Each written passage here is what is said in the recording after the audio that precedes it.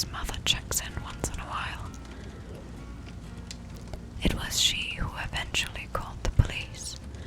The cops said he got lost in the woods and a search party looked for days but gave up as bad weather rolled in. Despite passionate pleas from his mother, they never resumed the search, and Jake went down in history as another casualty of the woods.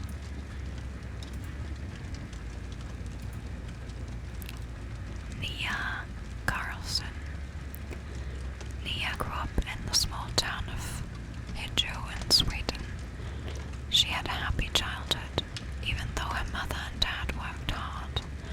As the opportunity to move to the US became a reality, she started acting out. Nia was forced to leave her friends and life behind. Nia shied away from what her parents considered normal.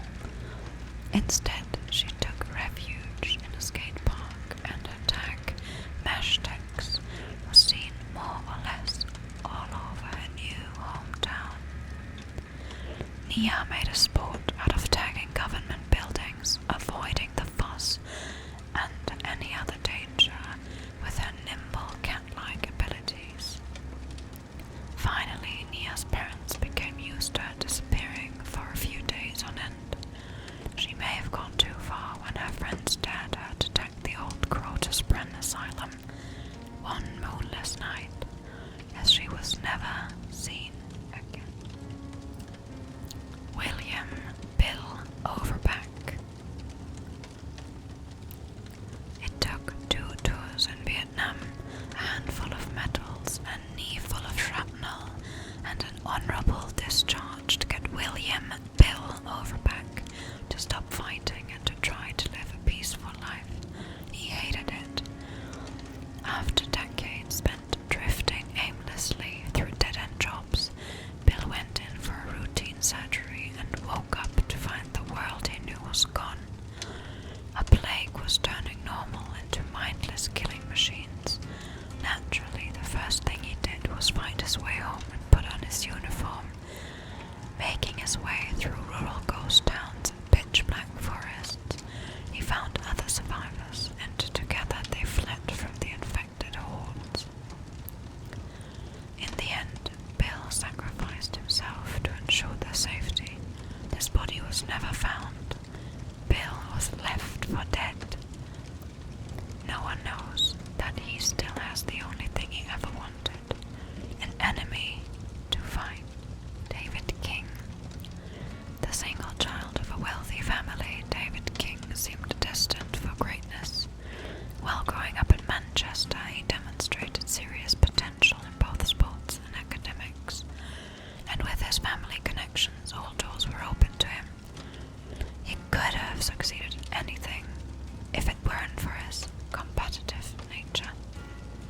David lived for the adrenaline rush of a good fight and would go out of his way to get into one. His robustness and athletic abilities led him to rugby, where he could cut loose and rarely cause a ruckus. King excelled and gained a reputation as a promising, if somewhat reckless rookie. His meteoric rise came to an abrupt end when he lost his temper and assaulted a referee, earning himself a lifetime ban from the league and cutting short what most people assumed was going to be a long, successful career. King was unconcerned. Money was no issue, so he took it as an early retirement and focused on other fun things to do. Free from the constraints of a career and enabled by the wealth of his family, David King spent most of his time at the pub, drinking, watching games, and getting into fights. Some might say he was wasting his life away. Not many people knew that he was an occasional debt collector, or that he fought in clandestine barnacle fight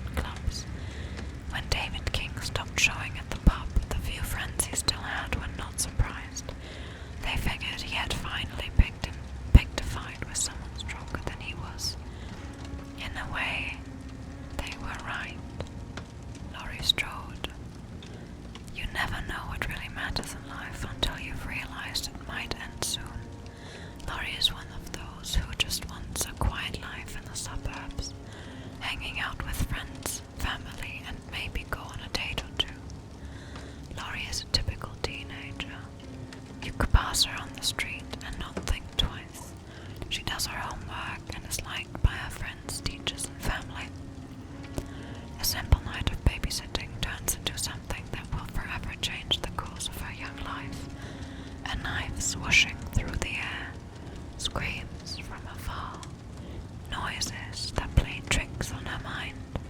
But not Laurie. She's made of something stronger, something that won't give up. Ace Visconti. Ace is one charming guy with a sharp Italian looks, grey-streaked hair and silver tongue. He could pass for an aging 50s movie star. His heart always belonged to the cards. From his roots as a poor boy in Argentina, he gained, scammed, seduced, and smooth-talked his way into a life of luxury as a high roller in the land of opportunity. Despite money always having a way of slipping through his fingers, Ace always figured he could win more. He never fulfilled that ambition. Eventually, he racked up too many debts with the wrong kind of people. And when they finally came to collect, Ace was nowhere to be found. No one knew who tipped him off or where he fled to. But anyone who knew Ace Visconti can agree on one thing: he will survive against all odds. Next, Fang Min. Fang Min was a young girl when she first picked up a computer game, and she was instantly hooked. Her parents saw no wrong with a few minutes in front of the screen, but as minutes turned into hours and sometimes days, they finally decided to pull the plug and force Fang Min to put some more effort into her studies. She felt smothered by her parents, so she left home and spent her time in internet cafes and LAN parties where the old rules didn't apply. She spent hours playing, streaming, competing to rise to the top. In the gaming world, she finally found respect. Nicknamed the Shining Lion, she was invited to join a prestigious esport team where she found a sanctuary free of the misconceptions and prejudice she had felt from her parents and the non-gaming world. Fang pushed her limits to prove she was the best. Sleep was less important to her than training. She pushed herself too far, slept too little, and her performance began to slip. She started to lose. At night, she would stay up, tormented by the thought of disappointing her parents and her fans. She spiraled out of control and fell into a pattern of self-destruction. She started wandering the streets and visiting bars, waking up in places she didn't remember. One day she woke up somewhere completely different. Detective Tab was one of the good guys. His determination to see killers brought to justice and their victims avenged had led him through a long and respected career. When he first saw the details of the Jigsaw case, it seemed like many others. More grisly and macabre, sure, but just another lunatic with a penchant for the over-dramatic who would soon be behind the bar. A stroke of insight brought Tapp and his partner, Detective Stephen Singh, to an abandoned mannequin factory where they discovered the Jigsaw lair. They apprehended the man, but he managed to escape before being unmasked, slashing Tapp's throat as he did so. Leaving his partner, Singh went in pursuit, but fell victim to a booby trap. Tapp had failed to go by the book on this one occasion, entering the lair without a warrant, and it had resulted in a detective's death. He was discharged from the force and left with a ruined throat and crippling guilt.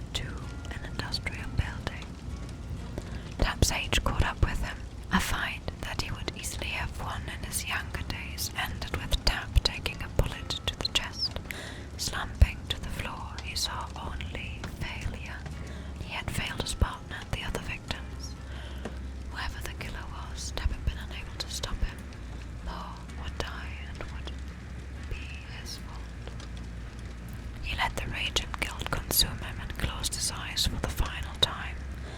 Beneath him the concrete floor softened. He dug his fingers into the ground, feeling dirt and leaves. Where his chest had been wet with blood, the shirt was now dry and the pain had gone. His eyes opened into a dark sky and the jagged, surging fingers of branches. Screams echoed through the forest, and his new determination filled him. His mind was clear for the first time in months. Victims need to be avenged, killers thought it. He didn't know what this place was, but he was still a cop, and he always would be. He had a job to do. Next up, Kate Denson. Oh, they're getting longer, okay? One of Kate Denson's earliest memories was standing in front of her family, singing a song that she'd learned that morning at school and watching smiles spread across their faces. Seeing how something as simple as a song could make people so happy was the moment when she knew that she wanted to do with her life. She practiced, learned the guitar as soon as she was big enough to reach over it, and was performing in front of crowds by the time she was 8 years old. Her mother did everything she could to fulfill Kate's dream, taking her all over her home state of Pennsylvania, then across the South and even to Nashville itself. Kate won folk music competitions and talent shows whenever she participated, but for her to win, others had to lose, and that wasn't her nature. She only wanted an outlet, a way to touch people's lives, to make them forget the worries of the world and just enjoy themselves, if only for a while. With age came a newfound freedom. She bought a battered old Chevy truck and was able to travel around by herself, meeting fans and making new friends wherever she stopped. Hers wasn't a story of rock access, though, just the road, her guitar, and maybe a good bourbon to the end of the day. From Sunbaked Festival to dark and cozy bars, people flocked to her voice and her self-penned songs from of friendship, family, love, and home.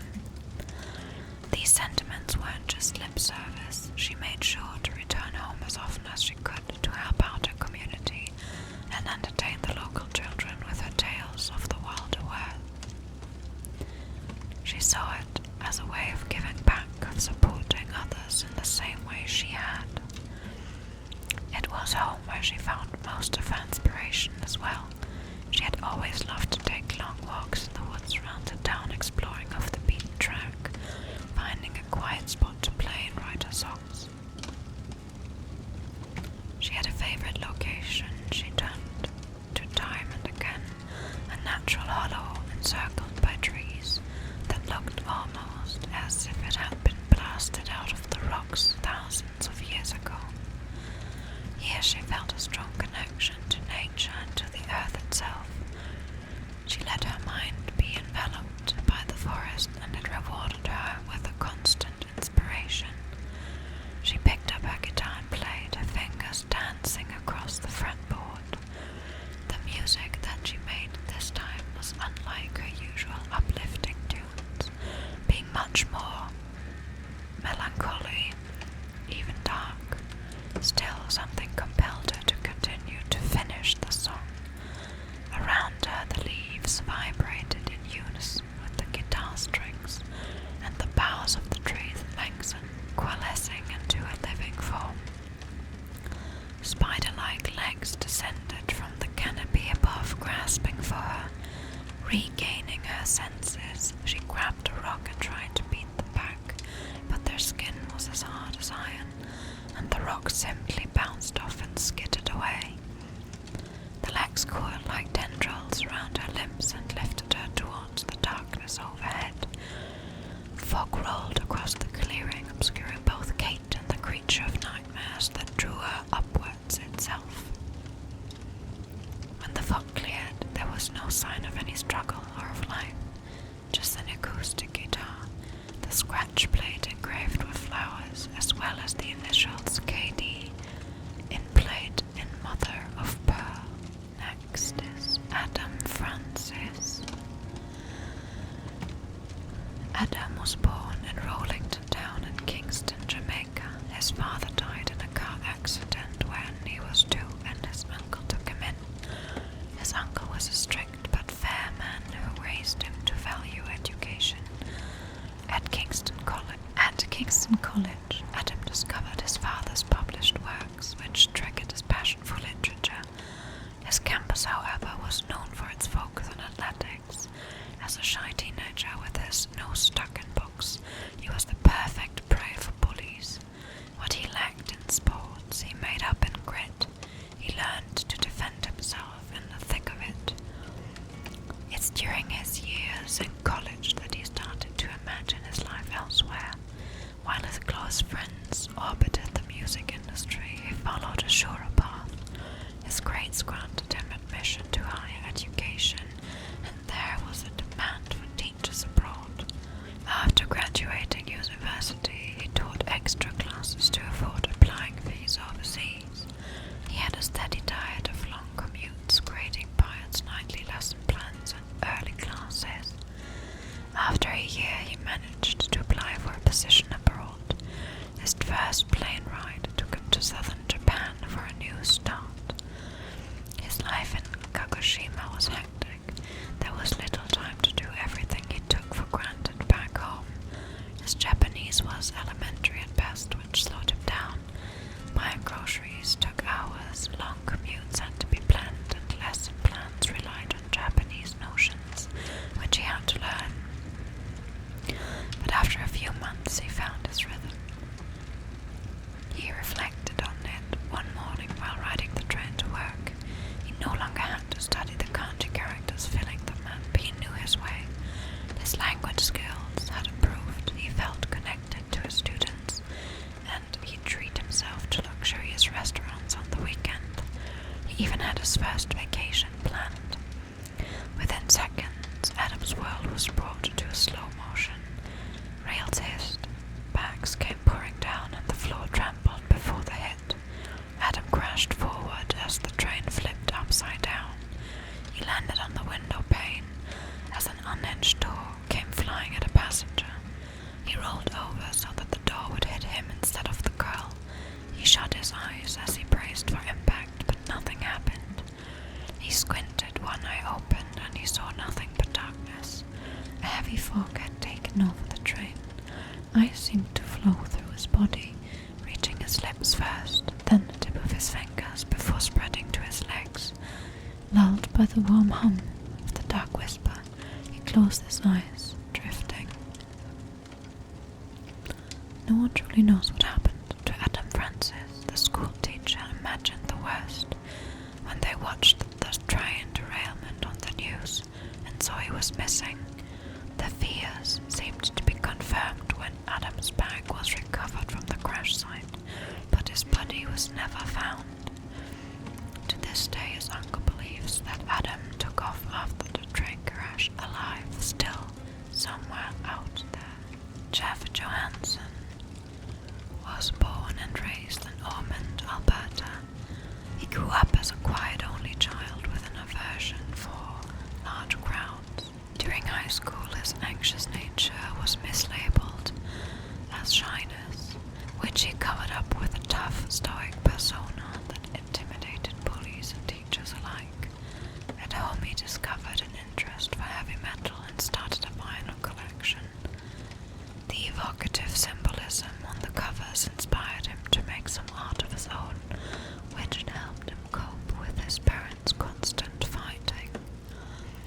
To escape his parents' increasingly reoccurring blow-ups, Jeff started working at a video store.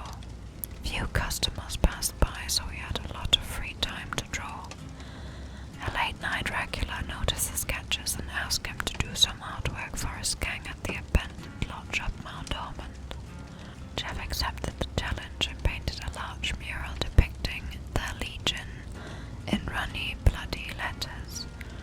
He was given a $50 bill and a 12-pack for his hard work. It was his first paid commission, a milestone to be proud of. After his parents' divorce, Jeff was forced to move with his mother to Rinkler, was miles away from his hometown and his dad. In Winkler, Jeff was more isolated than ever, except for art and music. His solace came shortly after graduating high school when he started working at a local bar with live music performances. He found a roadie gig shortly after leaving Winkler behind. A few years later, Jeff got injured after getting involved in a fight during a concert. He was told he could lose part of his eyesight, so his doctor asked him to stay in town in order to monitor him. It was a difficult time during which Jeff reassessed his life choices. He went back to school, art school. His eyesight slowly returned, but he had to be careful.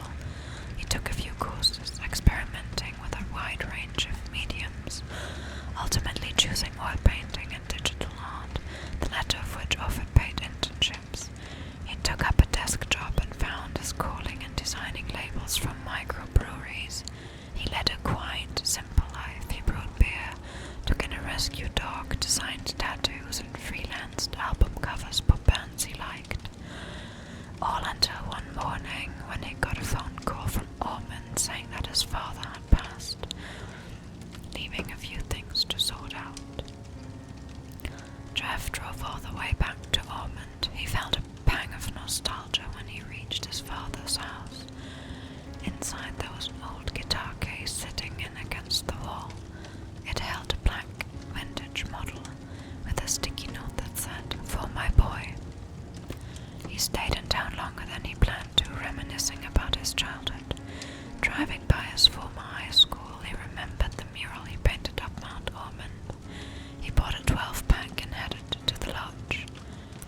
After weeks of not hearing back from Jeff, his colleagues assumed that grief had gotten the better of him. His neighbor got tired of sitting his dog, which became more and more agitated as the day went by. The dog became astray again, erring while seeking the familiar trail of Jeff's moldy scent. That's sad. Oh no, I didn't like that one, the poor dog. Next up we have Jane Romero, the daughter of famous actress Loretta Lawrence, of whom she had no memory. Her parents had separated when she was still a baby, mainly since her mother was often away filming. Jane was raised by her father, a struggling visual artist. She grew up torn between resenting her mother's absence from her life and admiring her presence on screen. As a teenager, Jane secretly wished to emulate her mother's talent. She would direct and perform in plays, audition for TV commercials, and help her father at a studio. During her senior year, she entered a national oratory contest and won first prize. Her performance attracted the attention of a radio station that contacted her for an interview. During the live show, her natural charm and repartee impressed the staff, who offered her a part-time job at the station. After graduating college in communication, she quit her job at the station to work for a trendy variety show. But her frank delivery and ad-libs were not appreciated by the show's executive, who fired her after 5 months. Desperate for another opportunity, Jane pitched a show at the radio station she used to work at, only to be turned down, her proposal being too risky. 4 months later, she received a phone call from a producer who had seen reruns of the show. He was looking for a co-host to spark up the failing show Quick Talk. Live television meant long hours, a low salary, and no stability, but it also offered a platform to broadcast her views. She disputed the crude, inflammatory tone of Quick Talk and pushed for a relatable coverage of personal issues. Her honest delivery resonated with her audience, and within weeks the show's viewership was steadily growing. After 2 years, she launched a full-hour segment called The Jane Romero Show, which was broadcast nationally and covered tabooed topics including her personal struggle with abandonment. Her show stores with products ranging from beauty creams to fashion accessories. But Jane needed more. She wanted others to follow in her footsteps. She published a memoir that covered a childhood with an absent mother. Her book was an instant bestseller, but was reviewed harshly. Critics called it a serving of sad anecdotes seasoned with bland, generic self-help tips. Jane took this criticism to heart, since despite her success, her voice in the back of her mind was starting to doubt her achievements. Her success also generated an increasingly demanding schedule and the growing pressure to entertain constantly. During a particularly tense week, she canned an episode and instead launched a 2-hour-long special on divorce. Her stress peaked when she learned that her mother had agreed to star in her show. Jane put on a brave face and began the show. Most of it went without a hitch. But when her mother walked on the set smiling warmly at the audience, Jane's stomach lurched unpleasantly. She was consumed by a violent envy that had been festering. Yet she carried on with a strained smile until Loretta interrupted her, saying that they were not actually related. The interview went haywire after that. After the show, Jane was driving to her father's house in New Jersey. She needed to talk things over with him. She had not been feeling like herself lately. She turned on a freeway along the coast to avoid major congestion and popped some painkillers to numb the throbbing pain in her temples, which had been nagging her all day. Then she started to relax and turned on the radio. Classical music was playing. The drive was slow. Black ice covered the highway, which was packed with cars on their way back home. Night fell. A darkness began to blur the corner of her vision and turned the headlights into swirls of red.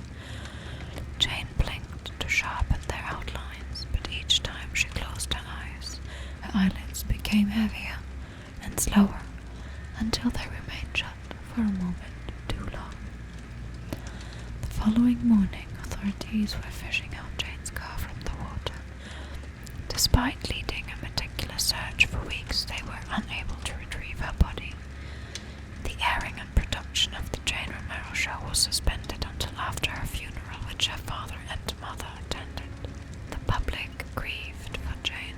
There was a surge of orders for JR products, and all her episodes were re-released a month later with an opening credit that wished her eternal peace.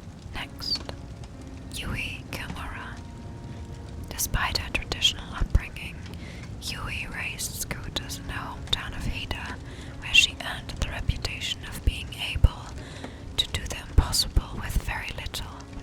Her father did his best to steer her away from what he believed to be masculine pursuits, but her grandmother secretly shared her grandfather's engineer manuals and notes on car and motorcycle engines. Yui read her grandfather's manuals and learned fast. She was able to not only maintain her scooter, but she modified the engine so that she could compete with older boys on motocrosses. With her grandfather's good luck hachimaki wrapped up around her arm, she raised local boys who, unable to keep up with her, worked together to orchestrate her defeat. No luck for them.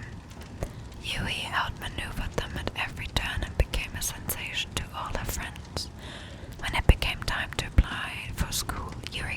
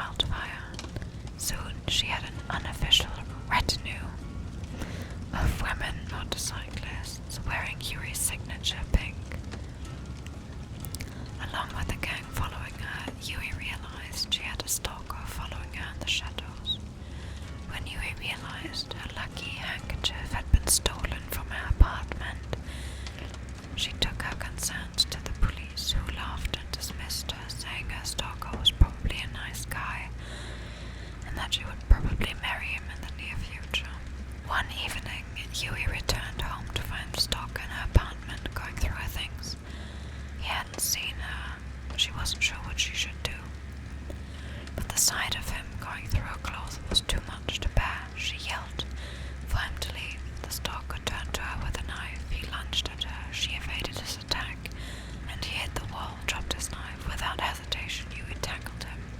They rolled over the ground, exchanging desperate blows. Yui took more blows than she had ever experienced racing scooters in Shirakawa. With a surge of adrenaline, she managed to overpower her stalker, snatching the knife from the floor and holding the razor-sharp blade to his neck. When the police reached her apartment, they took him away and rushed Yui to the hospital for trauma. X-rays revealed she had broken her arm and foot in several places. It wasn't long before her gang showed up one by one, and together they helped her pay the medical bills. Rehabilitation was difficult, but Yui never gave up, and with the support of her gang, she was ready for the races. Yui's first race after the attack, her gang presented her with a new pink hachimaki with their signatures and good luck messages written all over. Yui vowed she would help other women with her winnings and influence. True to her word, her gang became known as the Sakura 7 Gang, and they wore pink hachimakis as a symbol of unity and support for women needing help from stalkers and abusers. The Sakura 7 grew beyond the 7 members, and Yui's signature pink became synonymous with women's empowerment and street races.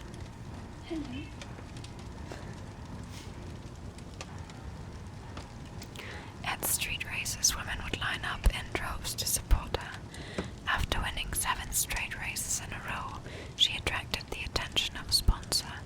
She not only earned a spot at the All Japan Moto Championship, but was the youngest woman to race and win in the prestigious event. Her sponsorship soon tripled. So too did her gang, but everything came to a staggering halt at the illegal TK3 street races.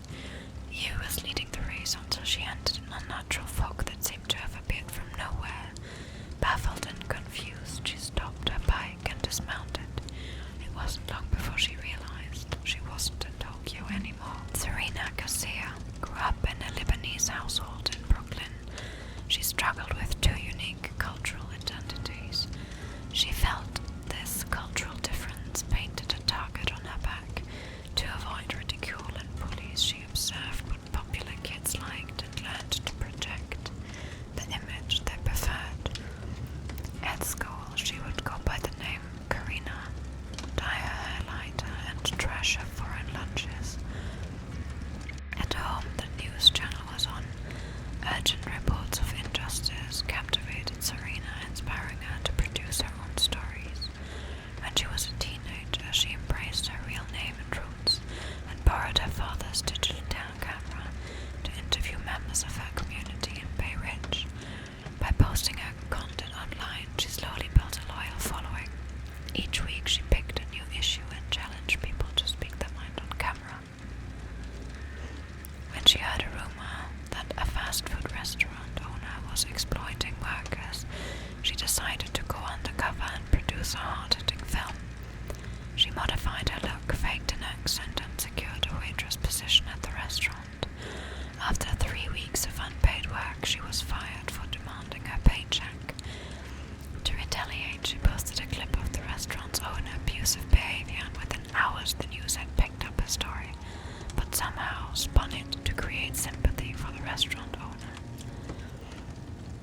Embittered by the experience, Serena committed to become an independent producer and filmmaker. Her first feature film was for a competition at school inspired by an English class poem about Sacco and Vanzetti, 2 Italian migrants controversially executed for murder. Her film won first prize and launched her as an uncompromising documentary filmmaker. Months later, her world turned upside down. A public video surveillance camera filmed her father carrying 2 coffees at a street corner a few blocks from home. A tall hooded man stood behind him. The man shouted something at her father, who took a step back, startled.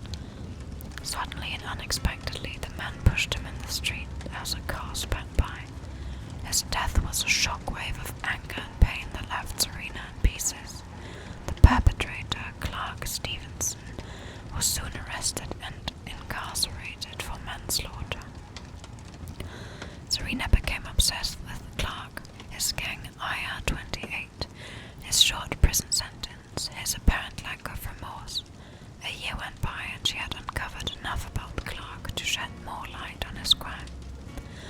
With the last of her inheritance, she bought a new camera and plane ticket to Nebraska and bribed the warden at Hellshire Penitentiary to let her interview Clark. She filmed their first meeting and asked him about her father and his gang and his violent tendencies. Clark refused to talk, but in the weeks that followed, she used her research to push his buttons and finally got a confession of a premeditated crime. Serena's film began as a tribute to her father and the trail of blood left by gang violence. When the news finally picked up the story, it was because the film had gained international acclaim. Some inmates contracted her when they heard about her documentary. Most of them shared eccentric anecdotes in hopes of being filmed, but one story stood out from the rest. An entire wing in Hellshire Penitentiary was sealed off because of the Mad Meg massacre. The official story was an Irish outlaw had heartlessly slaughtered the warden and his guards. From working on her Sacco and Vanzetti film, Serena knew that the official story wasn't always the true story. She investigated Hellshire's recordings and found an Irish-American inmate sentenced to 20 years of assault in 1860. According to the penitentiary's blueprint, the sealed-off wing was part of Hellshire's original infrastructure.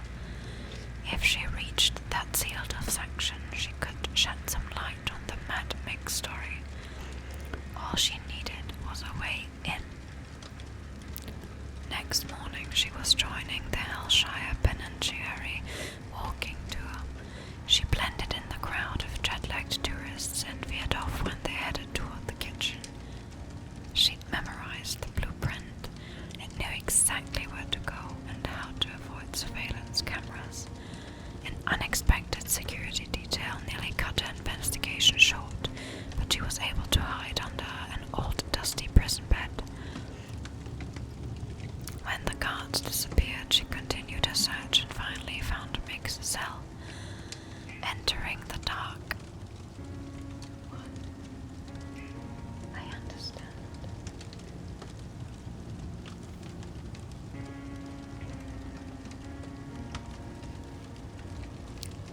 He is yapping again. Entering the dark, dilapidated cell, Serena ran her hand across the old brick wall. Her fingers felt a marking and traced the letters Death to Bayshore. A loose brick fell, revealing a gap. She inserted a hand, fingers landed on a piece of cold cracked metal. She fished it out, an old rusty wrench.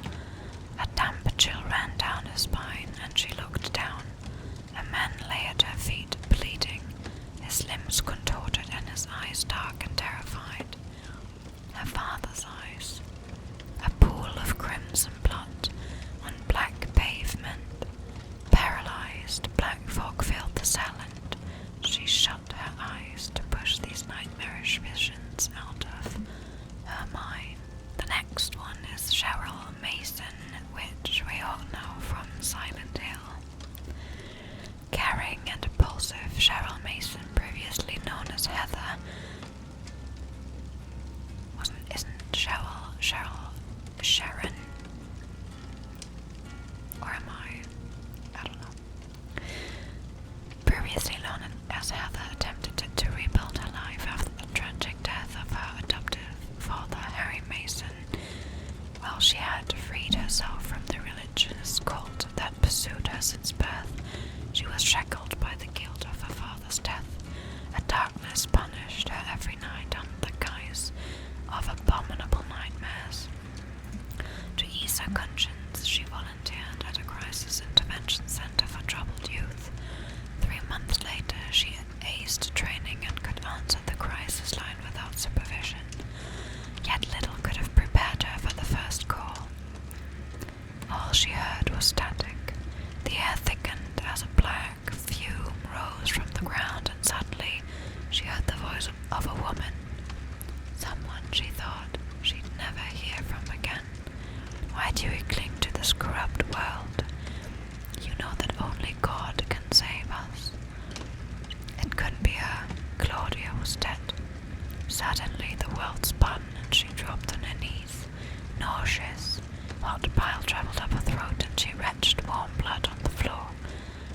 the spinning stopped as swiftly as it began. Cheryl looked up and she saw she was somewhere else, a cold, hopeless place. I know that there are different outfits. You could get her as Sybil Bennett, James, Lisa Garland. I like her Maria outfit. You can get her as Alyssa Gillespie. And yeah, that's just Cheryl. Okay. Then I guess I was wrong.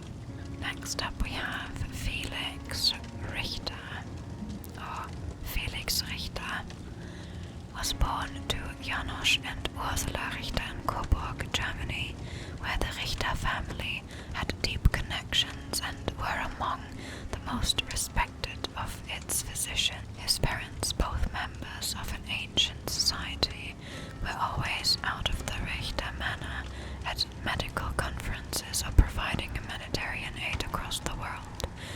Traveling exposed young Felix to new cultures, languages, and architecture, unlike anything he had ever seen before. He wasn't sure when the architectural bug bit, but when it did, it bit hard, and he knew that despite his family's legacy, he would one day design buildings that would inspire the world. By 23, he was considered an architectural prodigy, having won the Swiss Architect Medal and the German National Design Award. Yet, despite his success, Felix couldn't shake the gnawing feeling that his success had more to do with luck and connections than talent and hard work. Do you want to read the next paragraph? Yes, would you like to do that? That's lovely. You want to come up here?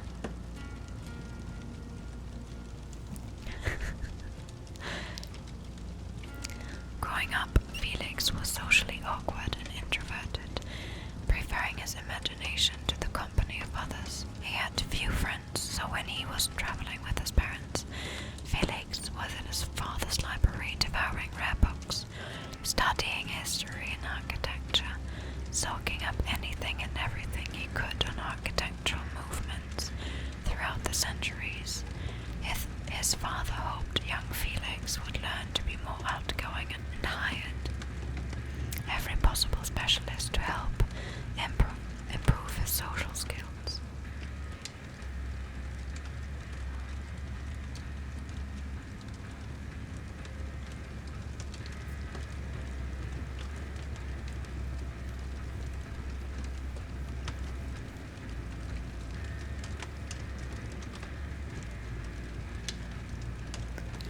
When these efforts failed, he threw in the proverbial towel and figured his son would learn when he was ready. He then joined young Felix in the library, where he helped him build elaborate wooden models of buildings, while telling him wild stories about Secret Club and their ancient battle against a dark and ominous force. Do you like when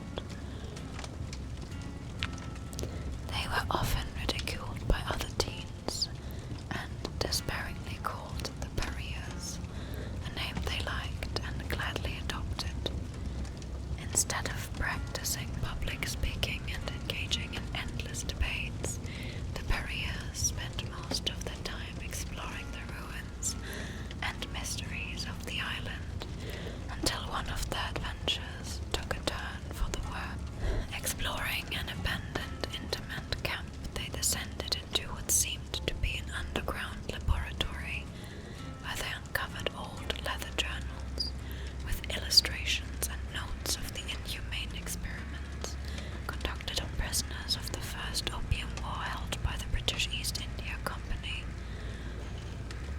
As they pushed through a locked door, they found a chamber scattered with human skeletons and dusty vials filled with an unknown serum. Before they could examine the contents, the ground seemed to shake beneath their feet, and a hissing sound filled their ears. A strange fog suddenly appeared, and a giant claw seemed to burst from the ground, as dark imagination mingled with reality to terrorize them.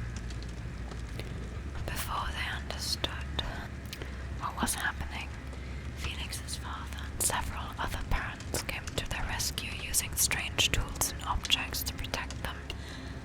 Felix stared at the scene in shock and disbelief. He wasn't sure if he was dreaming or living in one of his father's ridiculous supernatural stories. By the time he realized it wasn't a dream, it was all over. The Perriers were safe, but their parents had mysteriously disappeared without a trace. After the shock of his father's disappearance, Felix searched for any theory that could help him understand the phenomena he had encountered on the island. He exchanged notes with the Perriers and other people he had met online who had also lost loved ones in a similar way. The tragedy had fostered in a strong relationship between the Perriers, and for years they worked together to unravel the mystery of what had happened to their parents. But nothing made sense, and every lead they pursued at a dead end. With time, their efforts dwindled, and the five friends slowly grew apart, each going their separate ways, hoping to forget the nameless darkness that had robbed them of their parents. Over the years, Felix proved to be an exceptional architect, though he found little inspiration working for others. He realized his father was right. His lack of social skills was holding him back. With dedication and purpose, he improved his diction and decorum and learned how to network, or play act as he liked to call it. He created the perfect facade to make himself more likable and popular with potential clients. After working for several architectural firms, he established his firm with colleague Lauren Golder. Both shared a similar vision and were philosophically opposed to formulaic modernist building, often experimenting with unusual materials, shapes, and structures. Felix continued to undermine traditional expectation in favor of the edgy and unconventional devices that set the architectural word a buzz. But even with all the accolades, he couldn't shake the feeling that he was a phony, like an actor who had learned a part instead of a true architect who had inspired the world with an impeccable design. During these moments of insecurity and self-doubt, he would distract himself with endless parties and drown his anxieties in alcohol, wishing his father was still around for some harsh advice and tempered wisdom. Eventually, Felix's girlfriend announced that he was going to be a father. The news shook him to the core, and wanting to inspire his unborn child as much as his father inspired him, he quickly pulled his life together. What he needed was a project that would challenge him and cement his worth as an architect. As fate would have it, the perfect opportunity presented itself when old friends of his father commissioned his firm Richter and Golder to build something new and unconventional on Dyer Island. The challenge excited and terrified Felix, who now drowned his anxieties with articles and books on parenting. Within 6 months, the Dyer restoration project was underway, and Felix surveyed the island. He suddenly heard a familiar voice calling out to him from beyond the shattered Victorian buildings, and the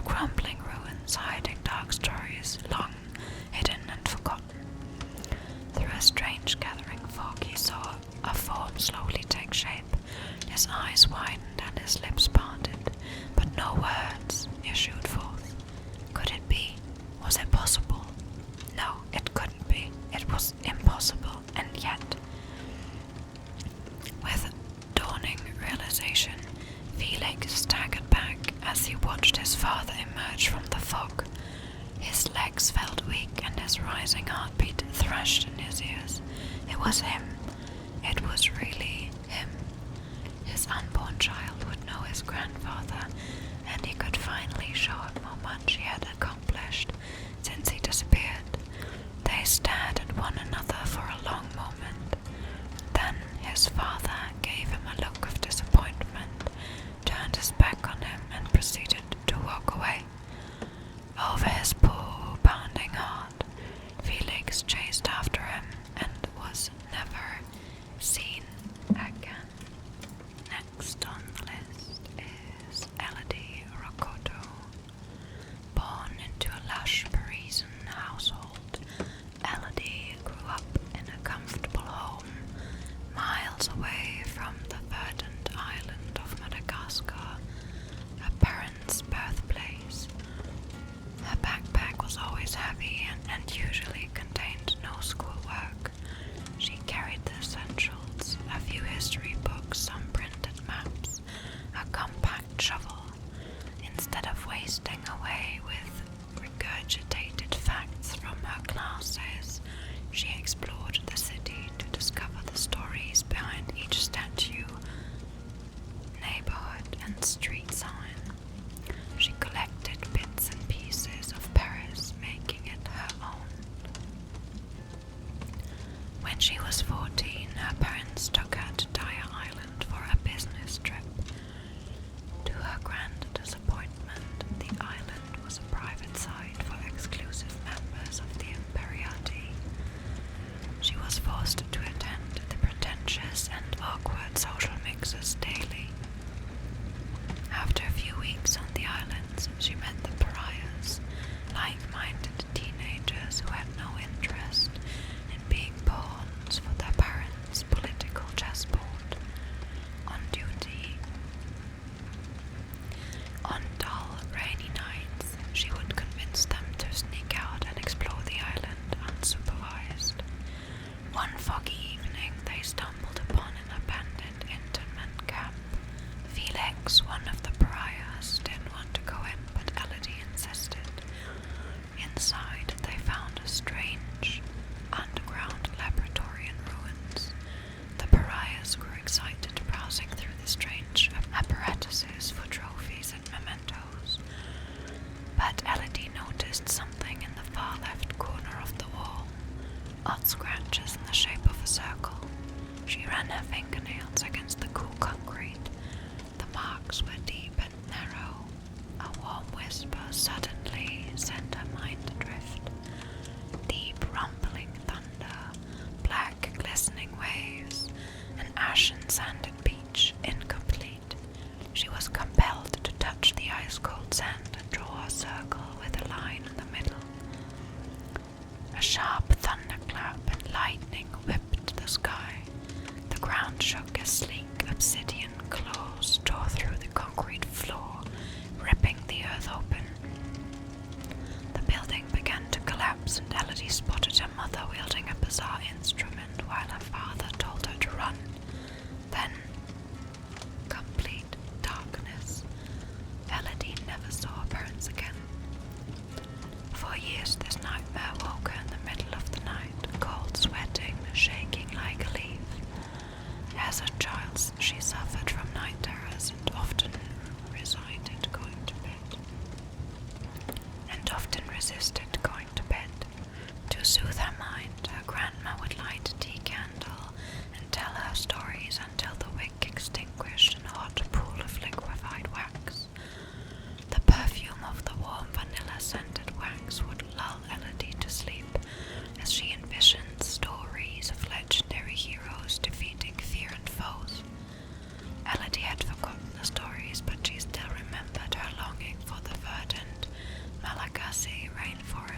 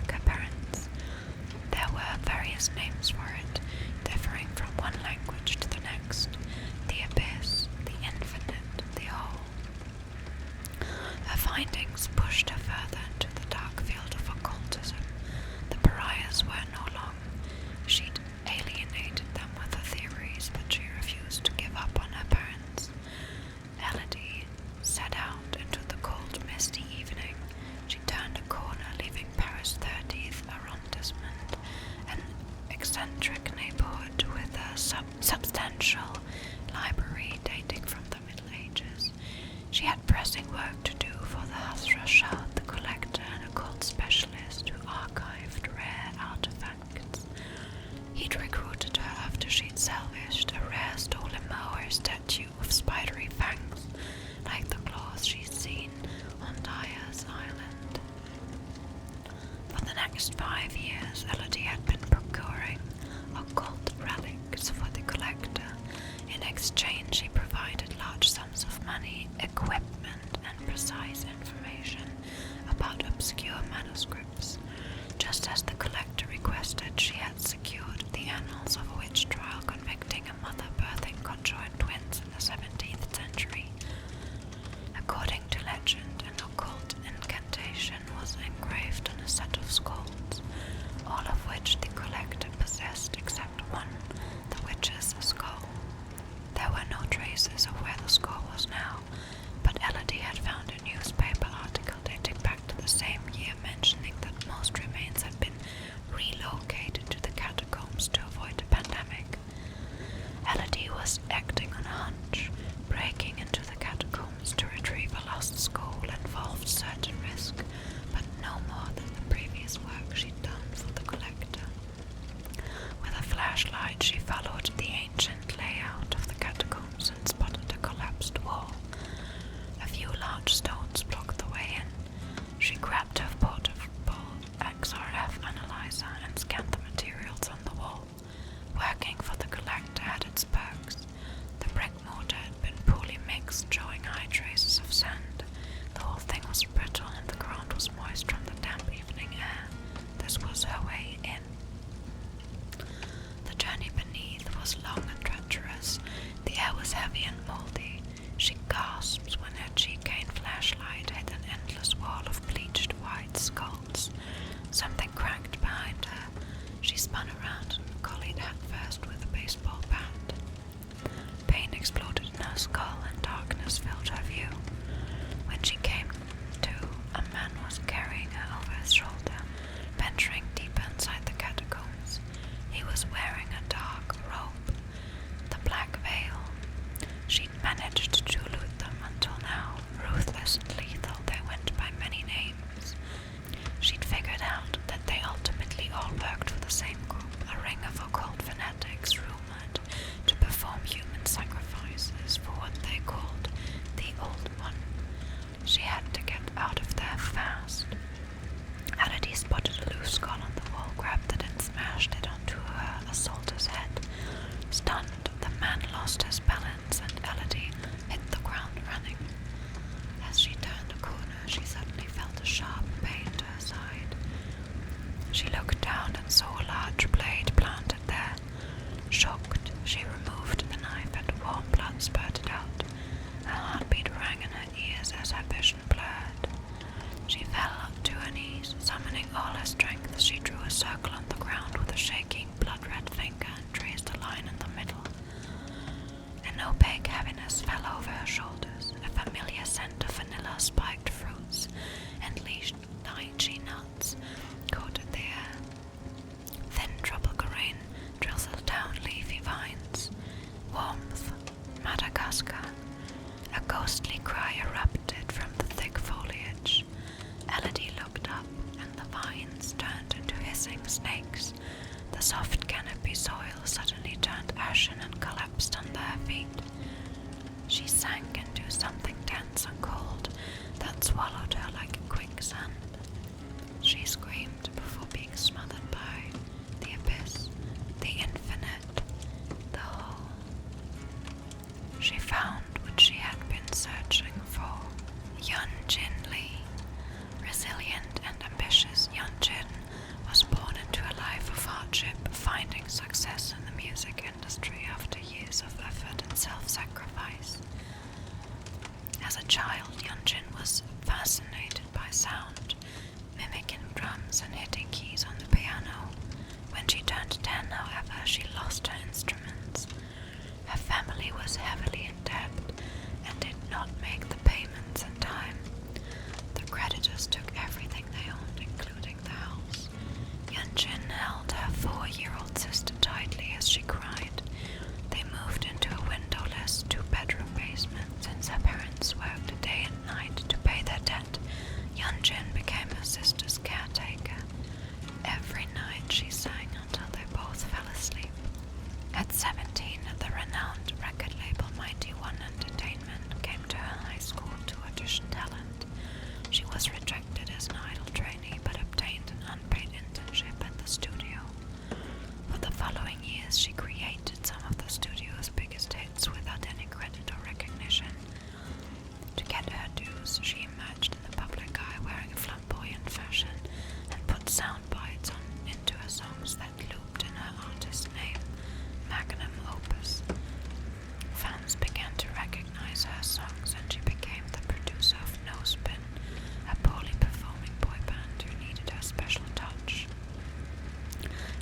satisfied with No-Spin's commercial sound, she sought a rogue element to make the band stand out. Through her contacts and talent shows, she found the edgy, raw sound of G1 Hug. She relaunched No-Spin with G1 as its newest member. Within hours, their first video was a viral sensation. Their success cemented Yoonjin's reputation as a shrewd producer. Adorned in high fashion to attend luxurious events, Yoonjin's harsh, impoverished childhood seemed far behind her. She moved into a penthouse and dined with socialites in skyline restaurants with breathtaking views of Seoul. The success of the first album broke records, setting the bar high for No-Spin's second. As they were recording new tracks, the fire alarm suddenly blared. Concerned for her safety, Yoonjin hurried to evacuate the building and left the deli staff behind. Only when she bolted out into the streets did she realize No-Spin was nowhere amongst the coughing crowd. A goliath of flames engulfed the building, slowly tamed by the steady streams of fire hoses.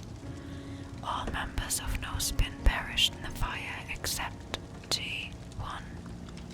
The album was ruined, the band was over.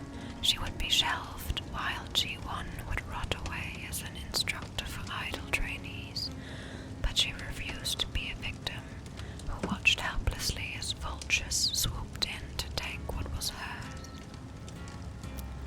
Unknown to Mighty One Entertainment, she created new tracks to relaunch Ji-won's career. She pushed him to tap into his grief and create a song exploring the pangs of a sudden loss. The music video showed Ji-won saying goodbye to each member of No-Spin. Yoonjin cleverly launched the song under Ji-won's newly adopted stage name, The Trickster. He would embody both fear and awe like the legendary Tokabi spirits. Ji-won's song was a global phenomenon, its use of universal themes of grief and guilt resonating internationally. Together, Yoonjin and the Trickster toured the world. Success greeted them on every shore, yet disturbingly so did a series of eccentric murders. This connection unsettled Yoonjin as she noticed that the tour dates coincided with the victims' times of death. She was weary after the loss of No-Spin and anxious to preserve her artist, so she increased the Trickster's security detail. What if the serial killer was an unhinged fan fixated on the Trickster, inspired by the artist's morbid songs? Returning to Seoul, Yoonjin worked with Ji-won on his new material. When she entered the studio at the break of dawn, she was surprised to see Ji-won already there. He seemed exhausted, like he had worked all night. When she listened to his track, she discovered a bizarre intro filled with shrieks and snares. It was too experimental for her taste. A week later, another death was reported. The body showed traces of torture and was arranged in the same flamboyant style as previous murders. This time, diamond cufflinks gouged into the victim's eyes. The following day, the victim was on every television channel. A video from the victim's social media showed her squealing, surprised when her boyfriend handed her a heart-shaped birthday cake. Yoonjin's stomach churned. That voice, so familiar, and yet she had never met the victim.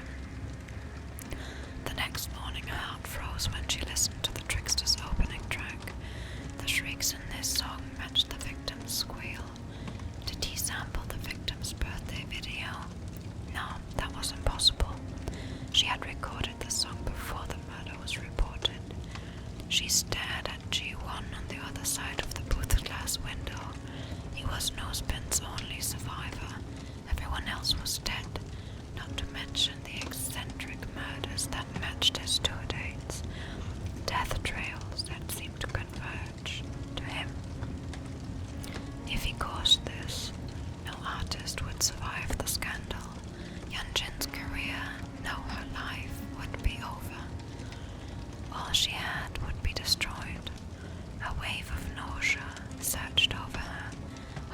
racing, she rushed to the restroom. Wild thoughts blazed through her mind as she splashed icy water over her face. There had to be a simpler explanation. Perhaps she was overworked. Maybe she did not trust her success. Her mind was fabricating the suspicion because disaster was easier to trust than success. It was all in her head. She returned to the recording booth, eager to put her worries behind her. Months later, pressure came from Mighty One Entertainment's executives. Revenue was down, and they blamed the trickster since they disapproved the violent themes in his music and the knife tricks he pulled during performances. While Yunjin was furious, they scapegoated her artist. She agreed that Ji-won's sound was too niche to generate profit. She told Ji-won she fought them off but was ultimately outnumbered. Because of her initial fury, he believed her to be on his side. They were given 3 months to create and perform the next hit for Mighty One. Months flew by and the time came for Yunjin to take a seat at the executive's private show. She was confident about her song, but as soon as the music started, she knew something was amiss. Dense, foul smoke permeated the room. Yunjin coughed and gasped for air, but the more she coughed, the more she inhaled. Her body sank in the chair, her limbs heavy and numb, and her eyes widened as she watched, terrified. A nightmare came to life. The trickster was a whirlwind of blood, slashing, stabbing and chopping limbs. The executives were carved up like meat. They could not run. They were stuck like Yunjin, paralyzed. A boiling rage swelled in her gut. How could she have denied her instincts? The fire, the murders on tour. It was him. It has always been him. And she had known from the start. Now her career was over, and so was Mighty One. Everyone she had worked with, her colleagues, her friends, dying before her eyes. Everything she had, taken from her once more. No, she would not let him. He would pay. He would know her suffering. Suddenly, dark coils of black fog rose from the ground, and she was somewhere else. Bright lights flashed and blinded her, a spotlight found in her darkness. Then a crowd erupted, chanting her name. Magnum opus. Magnum opus. She smiled and welcomed the darkness within. Jill Valentine. Excelling at lockpicking and bomb disposal, Jill Valentine was a brilliant special tactics and rescue service agent. After bravery rescuing her team members from a devastating biohazard, she returned to Raccoon City to save the survivors left behind. But a lethal and ruthless super soldier, labeled Nemesis, was on her trail. After dealing the Nemesis a few blows, Jill rushed to the basement and picked the lock of a cold room. Once inside, her body turned numb as a black fog engulfed her.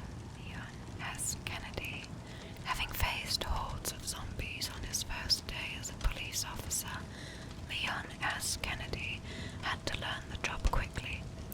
Investigating the biohazard that had ravaged Raccoon City, Leon infiltrated an abandoned Umbrella Corporation laboratory where a sudden and unexpected black fog led him astray. Michaela Reed. Michaela was 16 when her father passed away. She would always miss his sailing lessons at dawn, his colorful yet inedible tacos, and his warm, contagious laughter. She felt like she was paddling in a vast storm-black ocean, each rolling wave submerging her. Drifting in painful darkness, she almost lost herself, but resiliently, with love and care, she made her way back to shore. Well surrounded and supported by her friends, Michaela put the past behind her and looked at life in a new light. She was excited to try new things and discovered storytelling as an outlet.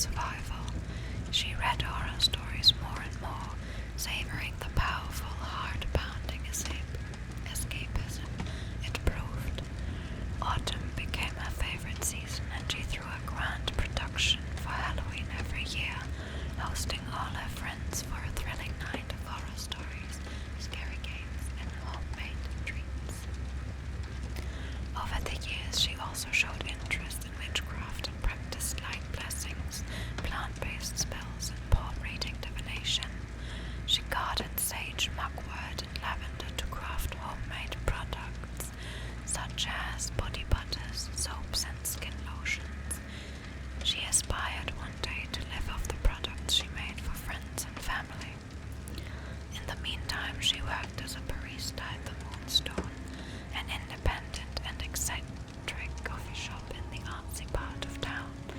Every Friday night she hosted an open mic at the coffee shop, performing stories live in front of customers. Julian, her best friend and roommate, recorded some of her shows and posted them online. Also, unbeknown to her, he submitted one of her performances to the Endless Halloween Festival, where renowned storytellers performed on stage for Halloween. It was a beautiful surprise when Michaela received an email from the festival inviting her to perform at their grand final on Halloween.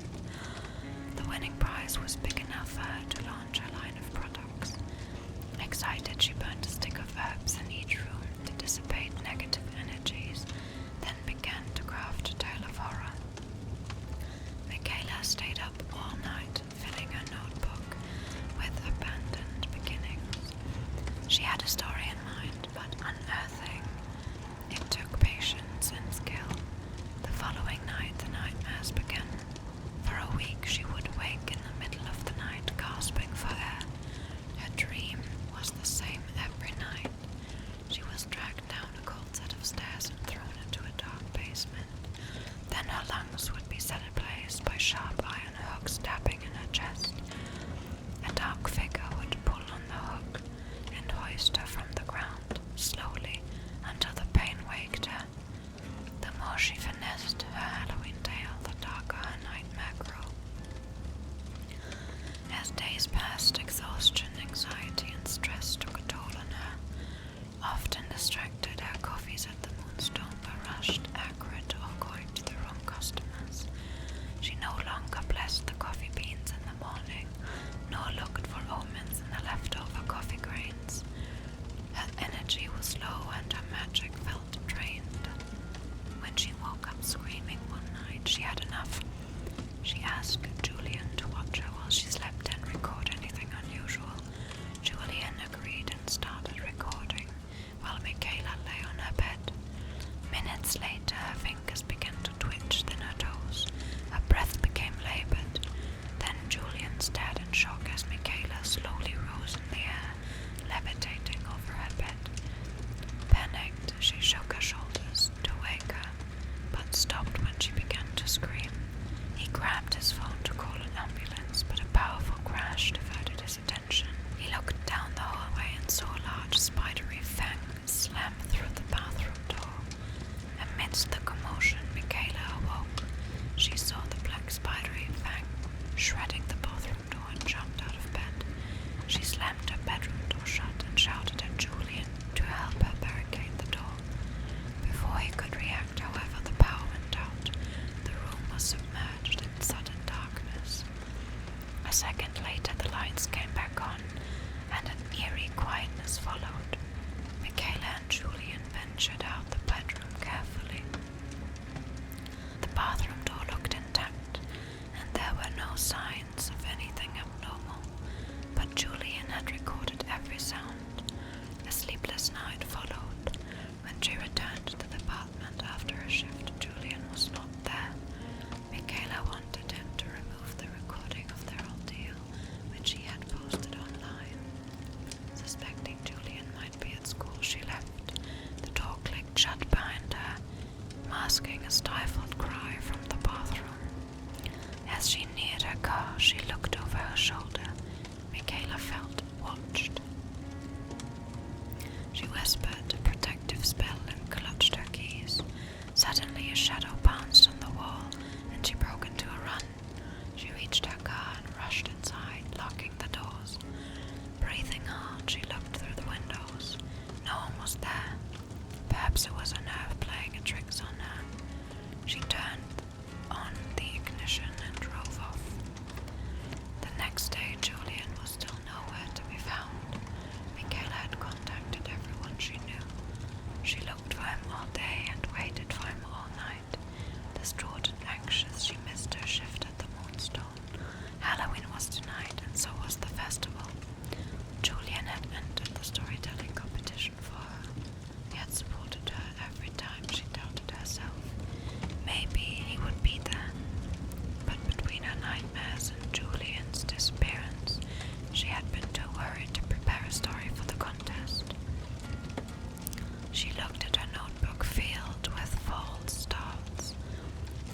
stay home scared or sleepless, or she could finish what Julian had started.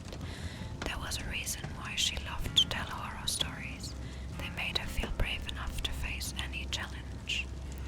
That evening, when the host called Michaela's name at the Endless Halloween Festival, she boldly stepped on stage dressed in a costume, a black dress matched with a white witchy hat.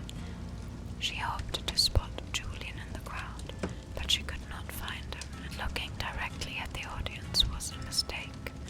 A sea of expectant faces was before her, eyes watching her move. Eyes watching her every move. Her heart pounded in her chest as her hands began to shake. She grabbed the warm microphone and cleared her throat. A thick silence greeted her, only interrupted by a distant cough.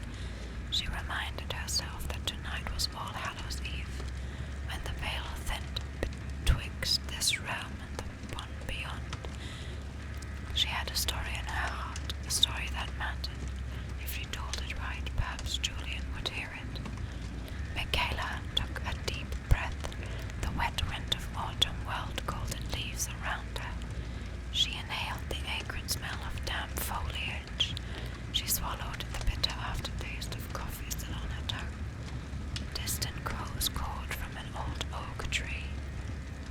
She closed her eyes. The crimson darkness under her eyelids turned darker. Her heartbeat slowed. She exhaled deeply, her breath a puff of mist in the cold night air. Now she felt awakened, refreshed for the first time in weeks, and ready to tell the tale of a lifetime. She spoke into the microphone in a deep, haunting voice. She narrated a tale of bewillowed winds on a cold autumn night, of a loyal friend disappearing before daylight, of forgotten victims hiding in the wings of darkness, of throbbing graves sealed with terrible secrets, and of eternal night in the shadows of death. Michaela pointed at the night sky and said that no darkness was truly beyond light. Even on this moonless night, the sky shined with long dead stars. A thick black fog engulfed Michaela, to the audience's amazement, and no one saw Michaela.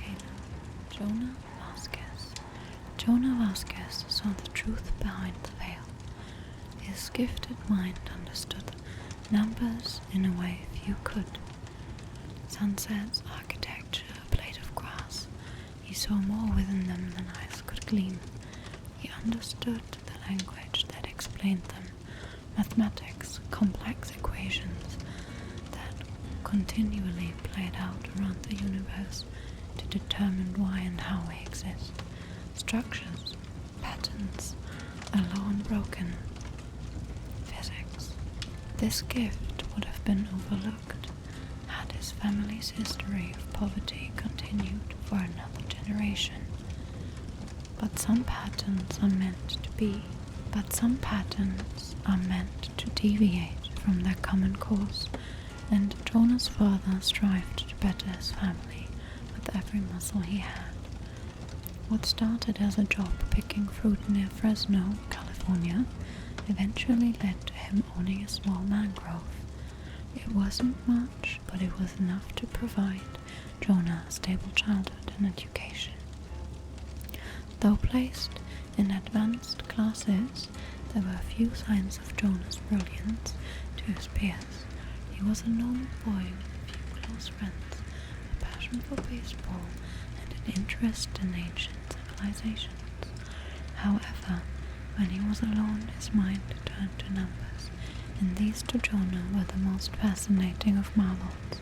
He delved into Fibonacci and Riemann sequences, and was soon poring over complex equations from history's leading mathematicians. On his 16th birthday, he received an unaddressed card. There was nothing within but the following numbers: 8, 25, 19, 44, 1, minus 20.37, minus 69.85, 13 to 26, 11, 1. It was a puzzle, perhaps a gift from his math teacher or a relative who knew of his penchant for solving brain teasers. But somehow this was different.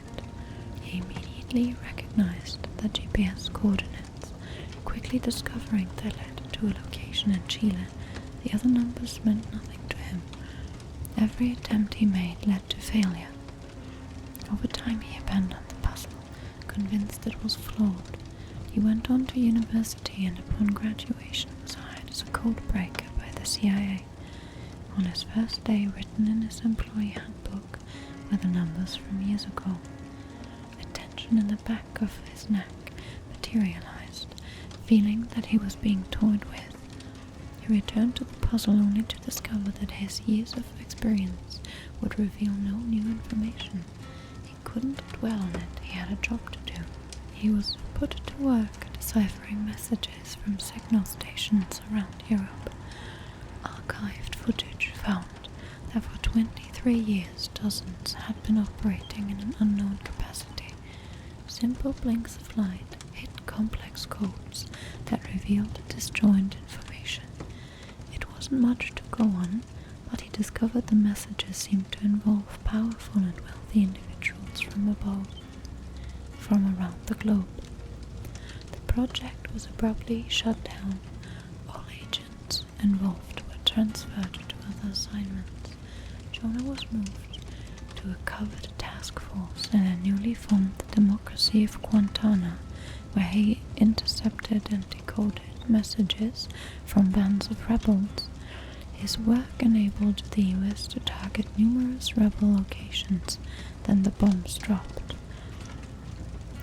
It was discovered too late that the messages were decoys. Civilian casualties were staggering, the true number covered up by officials. Jonah blamed himself. He saw firsthand the damage done and the families torn apart. He took a leave of absence, but remained in Guantanamo surveying the damage. He had to do something. He crashed in his favors with one of the CIA's digital security experts and infiltrated the rebellion's computer network. From there, he took stock of the numbers and made changes he thought no one would notice. Small amounts of money were siphoned from the rebels to those who lost their homes and loved ones. It seemed like a smooth play, undetectable and bloodless, until the day the gunshot rang through his suite. Jonah hit the floor and glass shattered, and holes punched through the walls. Grabbing his laptop, he broke his kitchen window and leapt to the neighboring building's roof. Before he could even rub his throbbing ankles, the small house exploded into flames. He ran, not looking back. He climbed down to the alley, made his way to the slums, and concealed himself among rickety shanties of cardboard and rotting wood. A week later he arrived at an American embassy, exhausted, dust-ridden, and defeated. Before he could take a break, he received a call from his chief officer at the CIA. Was it worth it? You over this crusade of yours? He felt powerless, and so returned his focus to what was simple, what was black and white, numbers. His chief officer gave him a new assignment, one classified to all but a few. His research on the signal station had reached someone high up, and the project was reopened under a veil of secrecy. Jonah dedicated his time to deciphering the codes, partly out of fascination and partly to forget the guilt that resided with him. What started with signal stations led him to something even more baffling: horror podcasts.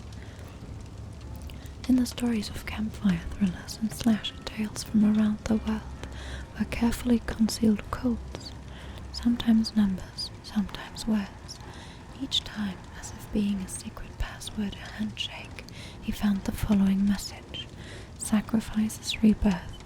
Hidden in the code was information, a network of powerful people all working towards what he didn't know. There was chatter of summonings and rebirth, sacrifices and hunts. Jonah assumed much of it was red herrings attempting to mislead. Up late that night he analyzed another code, this time concealed in a story of vampires. What he deciphered sent a chill through his spine.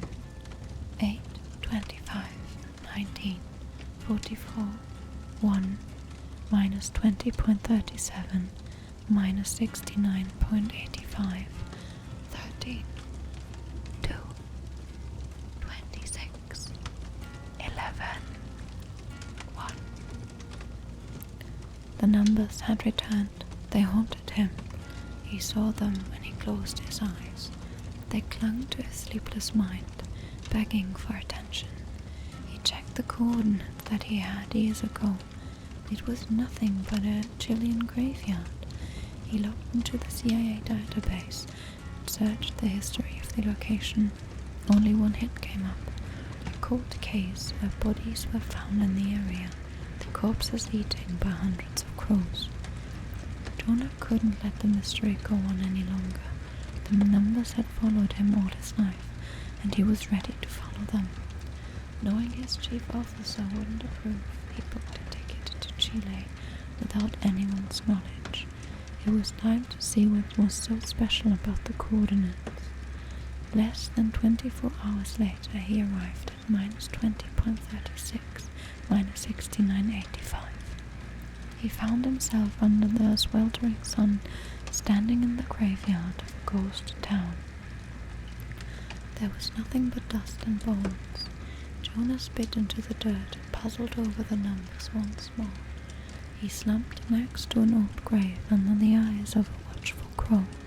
He missed home, he missed the mangrove, he missed the time before the complexities of the universe crashed down on him. He looked at the old derelict building on one side and the sweeping desert on the other. There were similarities to Fresno, the dry heat, the sunset that cast an orange glow on the dusty ground, but it wasn't home, not to him. He looked at it from the eyes of a man who didn't belong in this place, and then Jonah understood. He was analyzing the code from his own experiences, his own view of the world. There was so much he overlooked. With fairish devotion he considered what the numbers could signify for other cultures. Ancient Egyptian measurements, Persian currencies, and antiquated calendars. He finally understood. He sifted through his knowledge of ancient civilizations before coming to the Tenerian calendar. Plugging in the numbers as dates, he converted the first half of them over the Gregorian calendar. He wasn't prepared for the number it would reveal, his birthday. The world spiraled around him. With sweaty palms he calculated the remaining numbers, gave another date, today. The code, it was about Jonah, at his location, at this moment. His hands shook, his heart pounded against his ribs. Was he part of a prophecy, or had someone led him down this path? He didn't know. For once, numbers no longer made sense. A heavy fatigue came over him, and the world shifted in impossible ways. He knew the equation behind nature. He knew what he saw couldn't be. He witnessed his father's mangrove beyond the desert and felt overwhelming comfort. Crows cawed in the distance, and the smell of citrus wafted on the breeze. He considered that he was once more a child, and the numbers nothing but a horrible dream.